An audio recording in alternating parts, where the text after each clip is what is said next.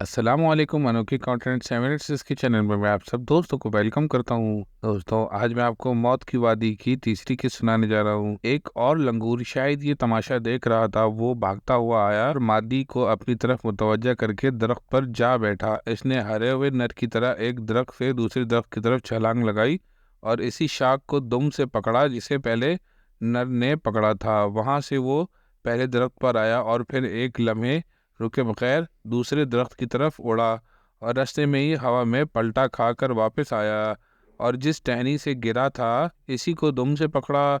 वहीं से उल्टा लटकते हुए इसने फातिहाना चिड़चिड़ से मादा को बुलाया और जैसे कह रहा हो कि मानती हो ना रानी। रानी मादा ने इसे पसंदीदगी की निगाह से देखा तो लंगूर ने वहीं से गोता लगाया और रानी के सामने आ गिरा।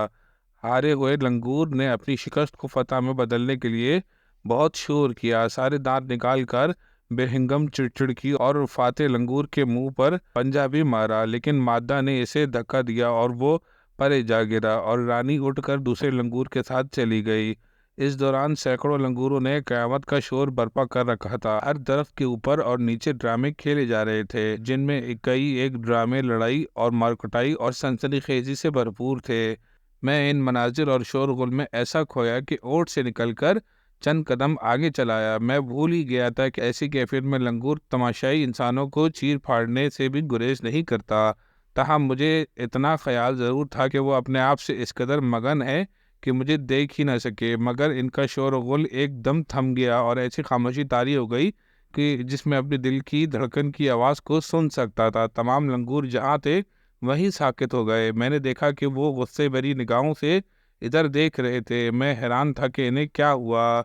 मुझे इनकी खामोशी से डर लगने लगा। एक दरख्त से एक लंगूर उतरा। कद काठ में वो सबसे बड़ा था। वो मुझसे कोई 200-250 गज दूर था। इसने मेरी तरफ देखा और तेजी से भागता हुआ चट्टान की दामन में कहीं गायब हो गया। मैं बुलंदी पर खड़ा था। 2-3 मिनट में अपने अकब में दबी दबी सी चिड़चिड़ की आवाज़ सुनी। मैंने घूम कर देखा तो मेरे पीछे तकरीबन 50-60 गज दूर 40-50 लंगूर नीम दायरे की शक्ल में खड़े थे, जो गजबनाक निगाहों से देख रहे थे। मैंने ये देखा कि लंगूरों की इतनी ही तादाद इन लंगूरों के नीम दायरे के अकब से दबे पांव आगे जा रही थी। वो मुझे घेरे में ले रहे थे।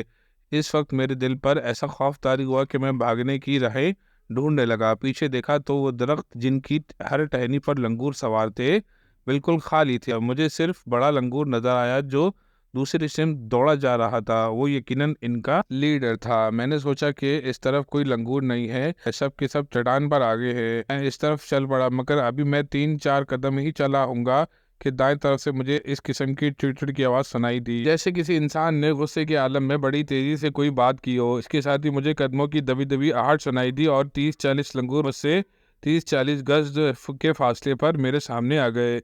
मैं जमकर खड़ा हो गया। अचानक इनका लीडर आ गया। इसने अपनी फौज की इस पार्टी के अकब में खड़े हुए मेरी तरफ गौर से देखा, जैसे कोई जायजा ले रहा हो मैं क्या चाल चलूंगा। इसने आहिस्ता से चिड़चिड़ और खर की तो ये सारी पार्टी पलक झपकते हुए बिखर कर करीबी दरख्तों पर चढ़ गई, लेकिन कोई लंगूर ऊपर ना गया। कम बुलंदी वाली शाखों पर ऐसी पोजीशन में बैठ गए जहां से वो एक लम्हा जाए के बगैर मुझ पर हमला कर सकते थे।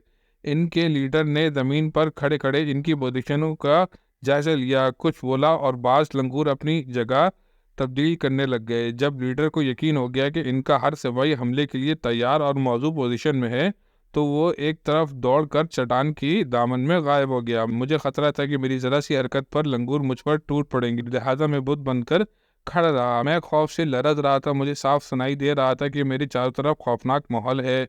चिड़चिड़ और गजबनाक खरखर की दबी दबी आवाज़ों के साथ बाज लंगूरों के भागने दौड़ने की आवाज़ें भी सुनाई दे रही थी, मगर वो भागकर कहीं दूर नहीं बल्कि मेरे इर्द गिर्द घेरा मजबूत और तंग कर रहे थे।